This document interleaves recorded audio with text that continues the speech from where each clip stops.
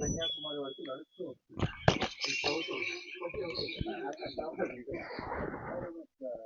Just now I was telling you how the bovine population has come down. This is the moment that we started inspired by sweet soil. Now he is now walking from Kashmir to Kanyakumari with this cow on, just walking all the way. So this is a Punganur cow which doesn't grow anymore. This is all it is. It's a miniature cow. Stop production. Okay. Okay, You welcome.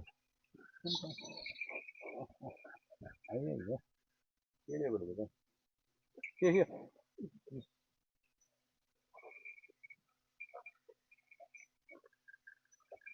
No.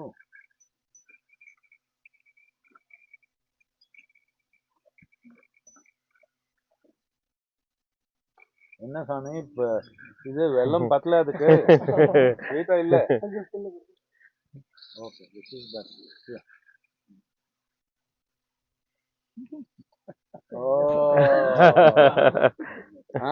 దండేయాలని very spoiled cow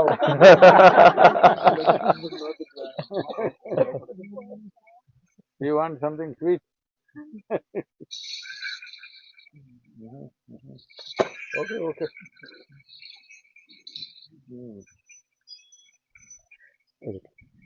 Guruji మీరు ఎందుకంటే రోజు దేశీవాళీ ఆవులు మొత్తం అంతరించిపోతున్నాయి.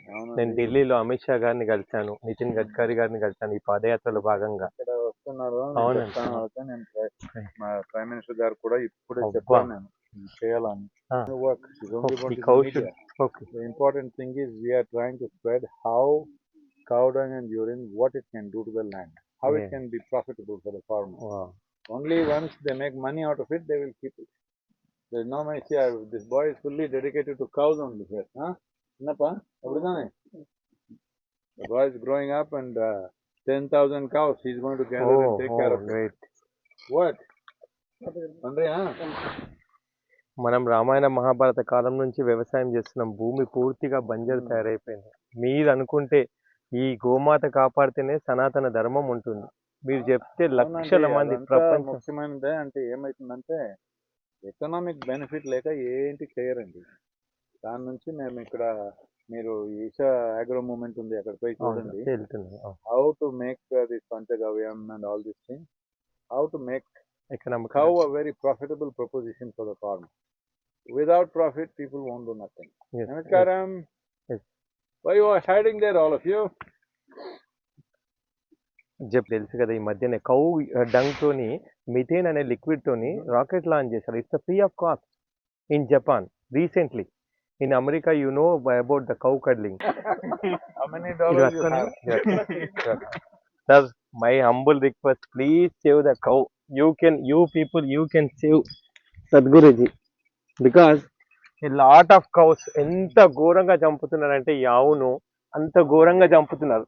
బతికుండగానే వేడి వేడి నీళ్లు పోసేసి చర్మాన్ని ఒలిచేస్తున్నారు. నేను ఇప్పుడే చెప్పానండి, ప్రైమ్ మినిస్టర్ గారికి చెప్పాను, ఎలాగా మనం అందరూ కౌ అని చెప్పి we are the largest beef exporters. How is this possible? They said it's a shameful fact of this nation. They are doing some things, but the only way is right now they're investing 68,000 crores of rupees into natural farming. That is the only way you will save this. Otherwise you can walk, I can talk, nothing is going to happen. Once cow becomes a profitable proposition, people will keep it. That is the only thing. It is very, very important that it should become a profitable proposition. And just 2 cows, if you have 1 acre of land, you can make it very rich with 2 cows. So we are evolving those things and all this variety of things that we Jivamrutam and other things. Only then he will keep the animal. Anything that's not beneficial, human beings will not keep. They may talk many things, but they will not keep anything which is not profitable. They must make it profitable. It will be part of this. We'll see how. Economical activity we should do.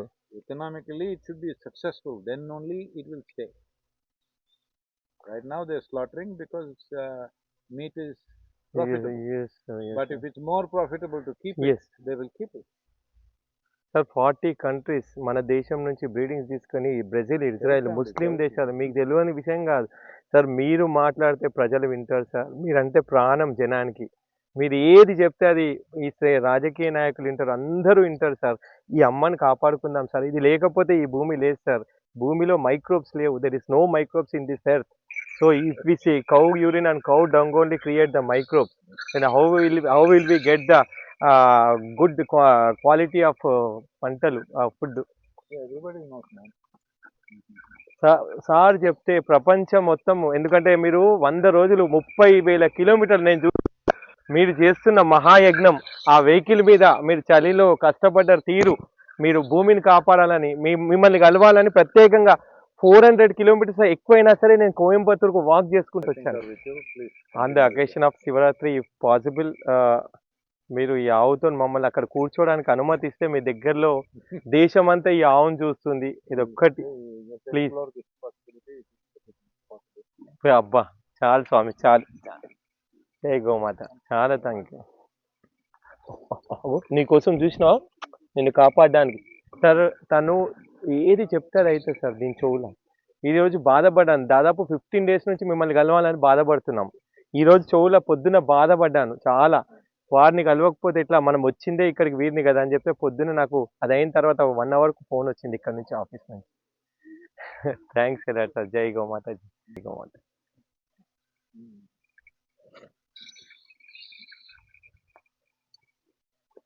ఎవరు మీరు? మాది హైదరాబాద్ అండి, Hyderabad city. Money ఈయన ఈ అబ్బాయి హైదరాబాద్ నుంచి walk చేస్తూ నాతో ఉన్నాడు.